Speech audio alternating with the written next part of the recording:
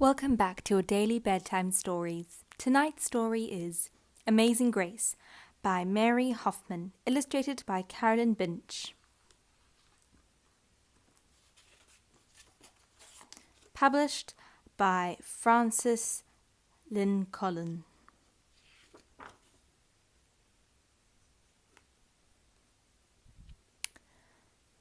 Grace was a girl who loved stories.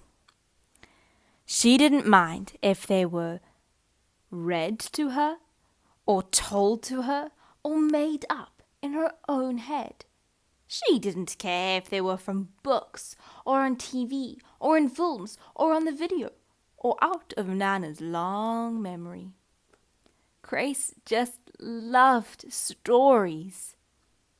And after she had heard them, or sometimes while they were still going on, Grace would act them out, and she always gave herself the most exciting part.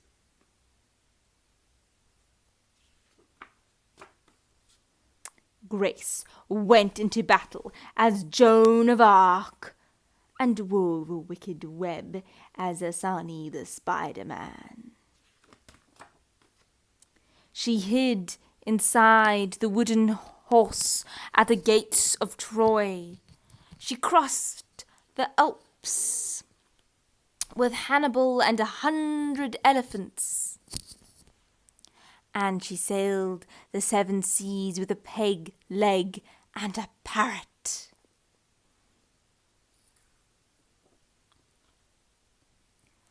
But most of all, Grace loved to act pantomimes. She liked to be Dick Whittington turning to hear the bells of London Tower, or Aladdin rubbing the magic lamp. The best characters in pantomimes were boys, but Grace played them anyway. When no one else was around, Grace played all the parts herself. She was a cast of thousands. Paw Paw the cat usually helped.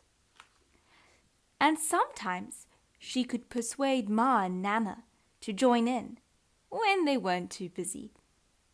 Then she was Dr. Grace, and their lives were in her hands. One day at school, her teacher said they were going to do the play of Peter Pan. Grace put up her hand to be Peter Pan. "You can't be Peter," said Raj. "That's a boy's name." But Grace kept her hand up. "You can't be Peter Pan," whispered Natalie. "He wasn't black."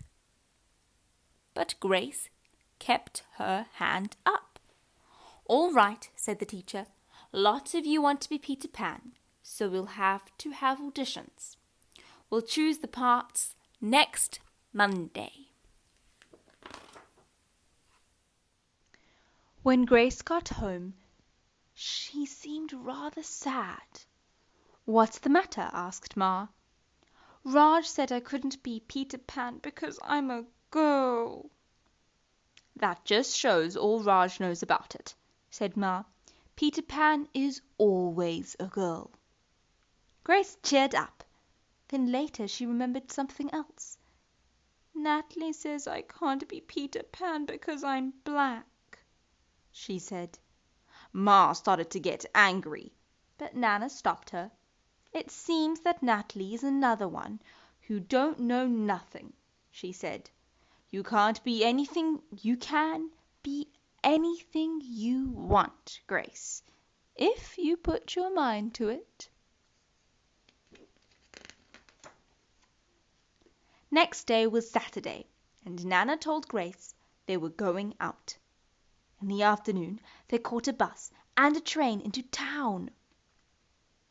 Nana took Grace to a grand theatre. Outside it said, "Rosalie Wilkins in Romeo and Juliet," in beautiful sparkling letters. "Are we going to the ballet, Nana?" asked Grace. "We are, honey, but I want you to look at these pictures first." Nana showed Grace some photographs of a beautiful young girl dancer in a tutu.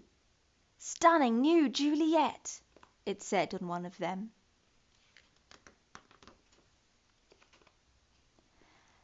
"That one is little Rosalie, from back home in Trinidad," said Nana. "Her granny and me, we grew up together on the island. She's always asking me, do I want tickets to see her little girl dance? So this time I said yes." After the ballet, Grace played the part of Juliet, dancing around her room in her imaginary tutu. "I can be anything I want," she thought. "I can even be Peter Pan." On Monday they had the auditions. Their teacher let the class vote on the parts. Raj was chosen to play Captain Hook. Natalie was going to be Wendy. Then they had to choose Peter Pan. Grace knew exactly what to do, and all the words to say. It was a part she'd often played at home. All the children voted for her. "You were great," said Natalie. The play was a great success, and Grace was an amazing Peter Pan. After it was all over she said, "I feel as if I could fly all the way home." "You probably could," said Ma. "Yes," said Nana, "if Grace puts her mind to it, she can do anything she wants." The end. Sleep tight and don't let the bed bugs bite.